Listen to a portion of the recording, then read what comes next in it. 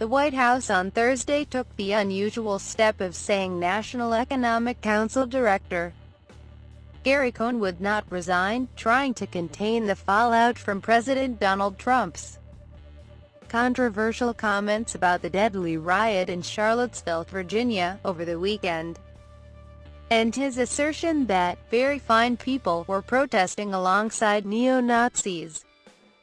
Cohn, who funded the Cohn Jewish Student Center at Kent State University in 2009, was mortified by Trump's comments, 3 people close to him said, and he has been bombarded with calls from friends asking him if he will leave.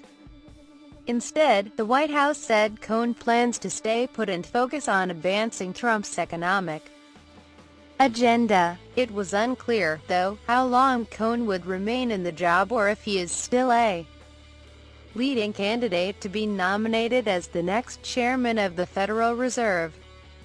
Worries on Thursday that Cohn might join the exodus of business leaders after 2 White House corporate advisory boards disbanded in the wake of Charlottesville helped send the Dow Jones Industrial Average down 274.14 points, or 1.2%, the largest sell-off in 3 months.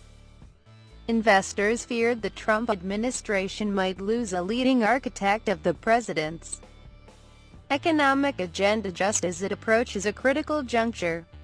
The White House needs Congress to vote to raise the debt ceiling and clear the way for tax cuts in the next few weeks, measures that have split the Republican Party and could face cliffhanger votes. Without Cohn, a very solid stabilizing force in the West Wing will be lost, said Camden Fine, chief executive of the Independent Community Bankers of America, a trade group in frequent contact with the Trump administration. Bottom line, not good. Cohn, a former Goldman Sachs president who has close ties to many business leaders, is seen as a key lifeline for executives who are increasingly wary that Trump will be able to secure the pro-business economic platform he promised during the campaign. Trump on Tuesday revived his claim that both sides were to blame for deadly violence at a white supremacist rally over the weekend in Charlottesville, abandoning his message from a day earlier branding members of the Ku Klux Klan, neo-Nazis and white supremacists who take part in violence as criminals and thugs. After Trump's comments about the Charlottesville violence, Cohn spoke with numerous friends who asked him if he would step down. People familiar with those conversations said, but others pleaded with Cohn to stay, with some telling him, "You are our last hope, stay in." One of those people said. People close to Cohn spoke on the condition of anonymity so as not to breach the president's trust about private conversations. Congressional aides and some White House officials acknowledged that Cohn's job has become much more difficult because Trump's comments further entrenched Democrats and alienated some Republicans who are nervous about what Trump might say next. Meanwhile, some of Cohn's internal rivalries show signs of worsening. White House chief strategist Stephen Bannon told American Prospect magazine that he's often at war with Cohn and other officials over issues such as whether to combat China over trade policy, among others. "That's a fight I fight every day here," Bannon said, according to the magazine. "We're still fighting. There's Treasury and Gary Cohn and Goldman Sachs lobbying." Cohn, who rose through Goldman Sachs from the trading floor to become its second-in-command, is known for a brash combative style that has earned him friends and enemies. He was not a natural fit to be Trump's top economic advisor because of his ties to Wall Street and New York Democrats, but Trump saw him as incredibly successful and a financial market genius who brought instant credibility to his economic team. Cohn quickly consolidated power inside a White House that was often at war with itself and built a team of experts to work on healthcare, infrastructure, tax policy and other issues. Trump has relied on him for advice during meetings with chief executives, and he is often by Trump's side during international summits. He even had some success softening Trump's nationalist impulses. Cohn was part of a group that successfully urged Trump to back away from threats to impose large tariffs on all imports, and he also helped persuade the president to delay withdrawals from trade deals. Still, some friends eye Cohn's presence in the White House warily.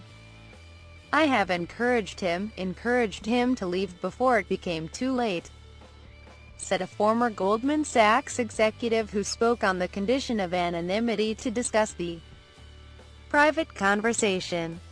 Cohn has tried to steer his aides away from Washington politics and focus them instead on getting results, even if they come slowly, or not at all. During the furor over Trump's comments this week, Cohn's aides huddled on ways to implement the White House's agenda on tax cuts and other changes while he golfed Wednesday with Office of Management and Budget Director Mick Mulvaney.